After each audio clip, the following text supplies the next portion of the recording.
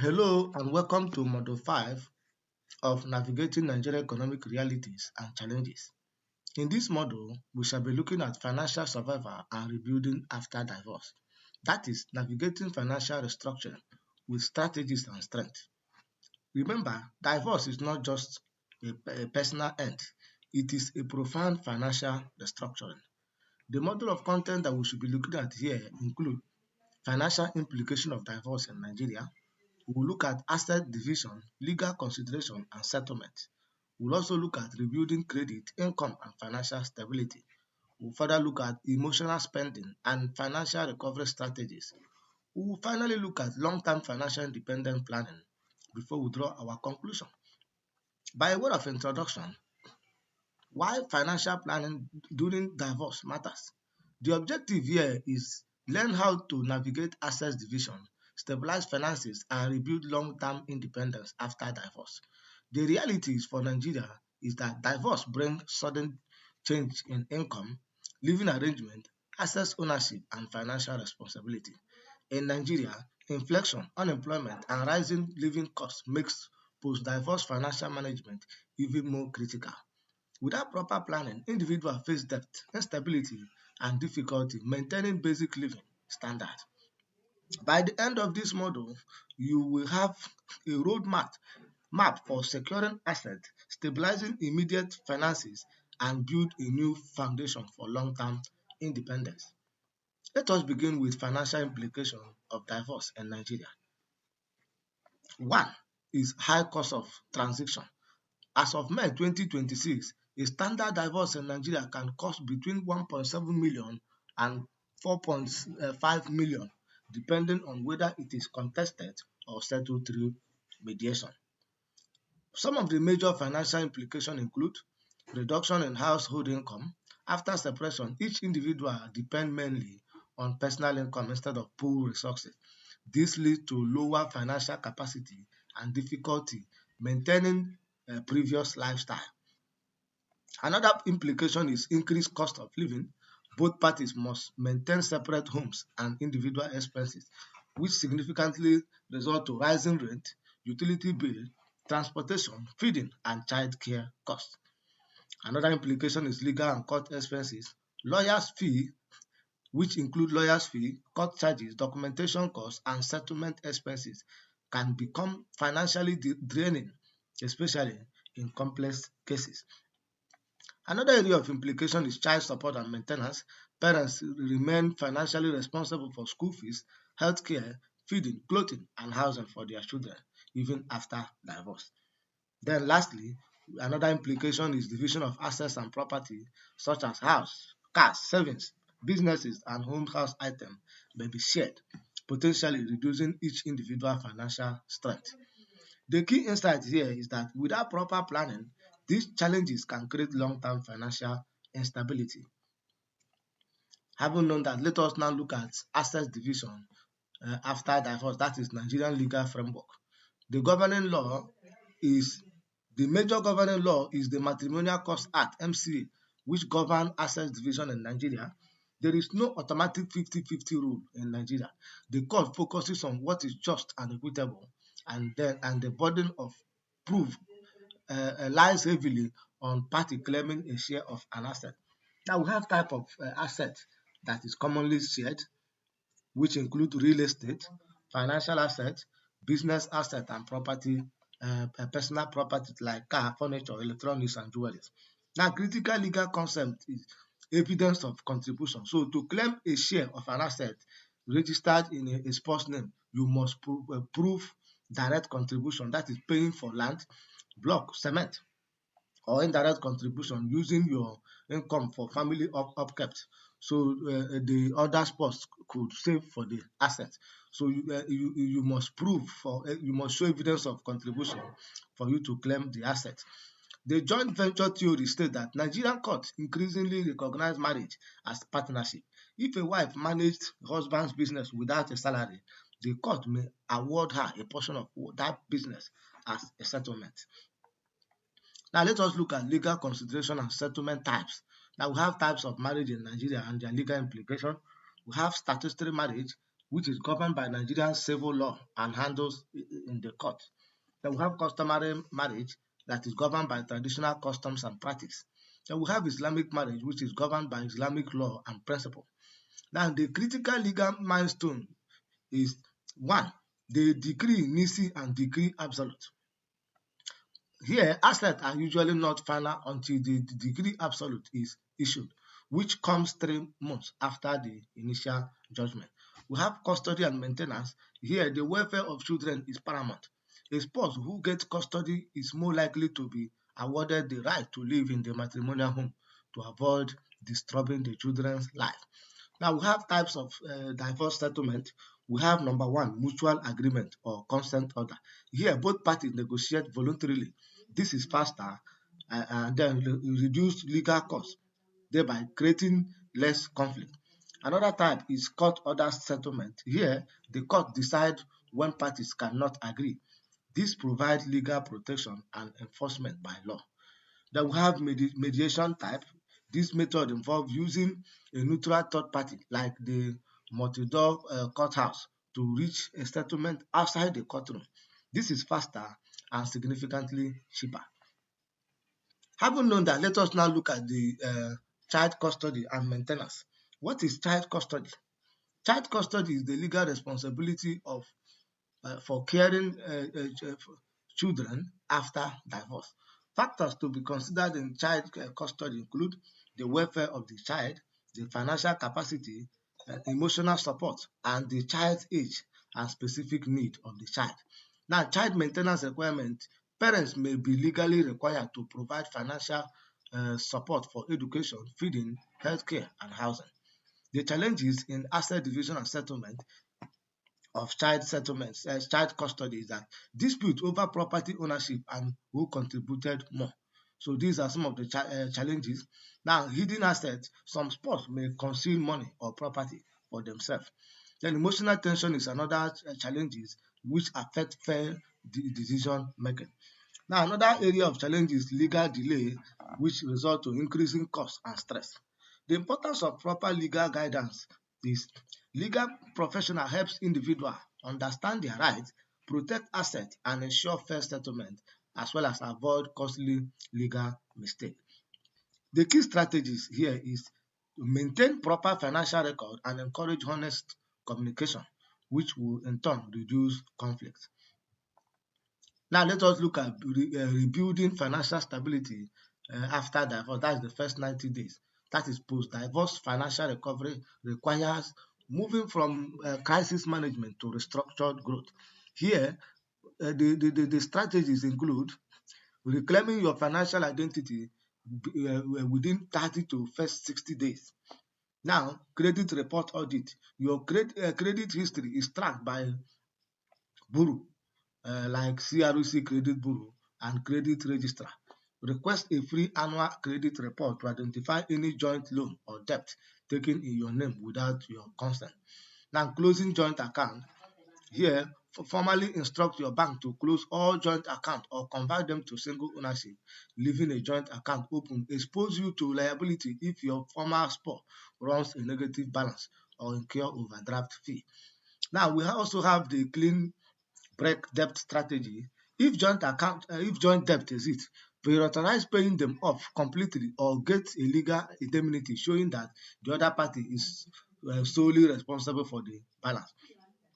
Another strategy is establishing a single household baseline, that is calculate your survival number, the minimum amount required to keep a roof over your head and food on the table on one income. Then the 3 months starter buffer. Your emergency fund target is now a priority. Aim for a starter buffer of 250,000 to 500,000, kept in a separate high-yielding account strictly for sudden shocks. Now, having known that, let us now look at steps to rebuild credit and financial stability. Number one step is create a new budget. Here, adjust spending to fit your current income. Now, reduce unnecessary spending. Focus on essential needs and avoid impulsive buying. Now, pay debt responsibly. Timely debt repayment rebuild financial trustworthiness. Now, build emergency savings. provide financial protection, reduce independence on borrowing, and improve financial confidence. Increase your income source, find additional income which will help improve your financial recovery. Then learn new skill, acquire marketable skill like digital marketing, ICT, fashion design, catering, or even graphic design to improve employment opportunity. Finally, maintain proper financial records. Track your income, expenses, savings, and debts. Key insight here is that your old budget is obsolete. For the first 90 days, track every kobo using a ledger or app like PG Vest. Having known that, let us now look at the income restructuring and upskilling. A single income in a high inflation economy means you must increase your earning capacity. Now, the strategies include the skill adult, identify high demand digital skills that require minimum startup capital. Then learn into data analysis, virtual assistance, and technical writing. Then monetizing your extra time. If you have a custody of children, focus on remote, flexible gigs or on a platform like Upwork or Fiverr that allow you to work from home in the evening. Then exploiting settlement. If you receive a cash lump sum or property from the divorce settlement, do not spend it on lifestyle upgrade. Invest at least 80% into conservative income generating assets like treasury bill or money market fund to create a predictable monthly dividend. Then downsize immediately. If your new rent consume more than 40% of your single income, consider moving into a more affordable neighborhood or smaller apartment before your savings dried up. Importance of rebuilding financial stability include it reduces financial stress, it supports your family responsibility and caring for children, it encourages financial independence, it also improves standard of living and help you to build confidence for the future. Now let us look at the emotional spending, that is the behavioral trap. Divorce triggers intense emotional upheaval. During period of grief, anger, or sudden freedom, individuals are highly susceptible to emotional spending, often called retail therapy.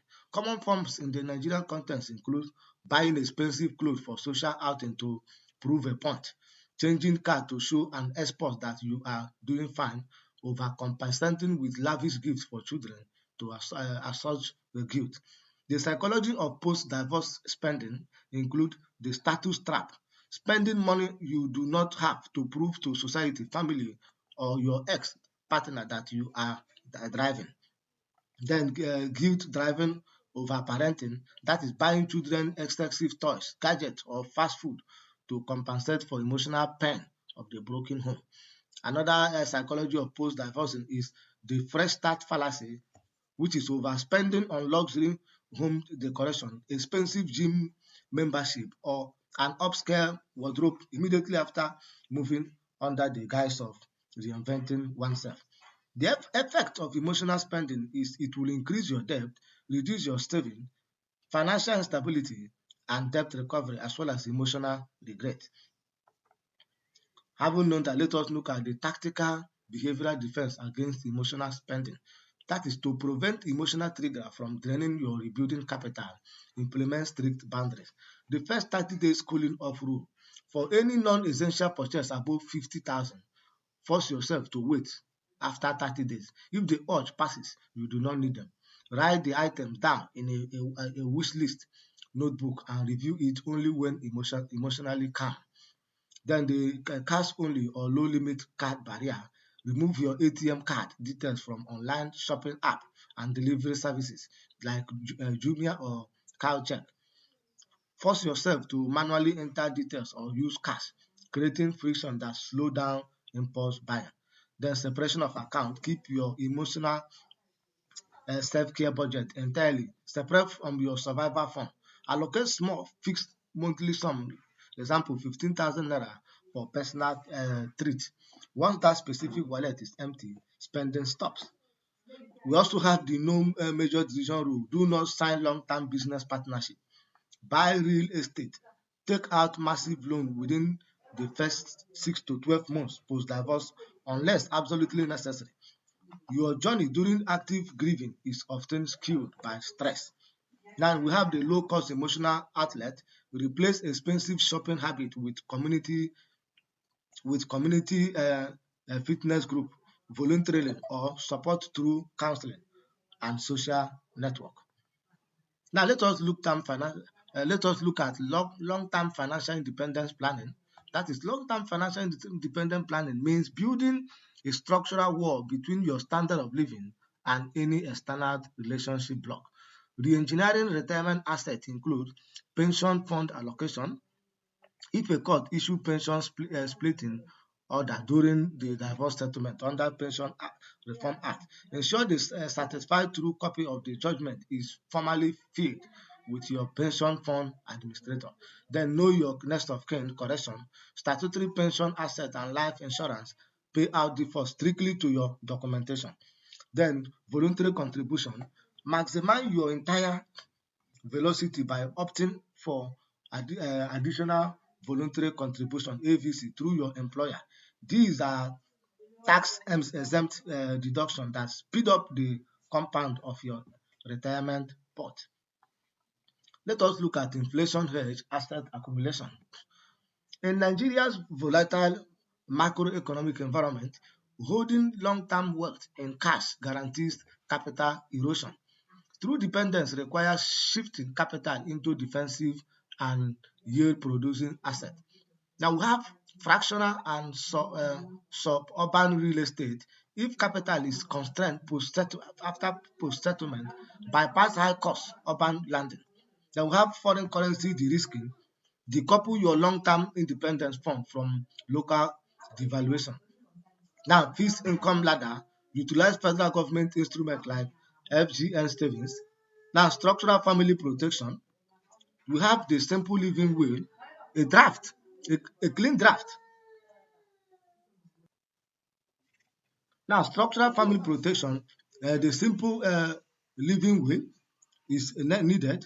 Then standalone of HMO and insurance and critical illness covers, which ensure your health security is complete. Then educational trust fund that establishes irrevocable educational trust for your children to ring fence their tuition fee. In conclusion, from panic to power, you have now learned how to navigate the financial restructuring of divorce and rebuild a foundation for long-term independence.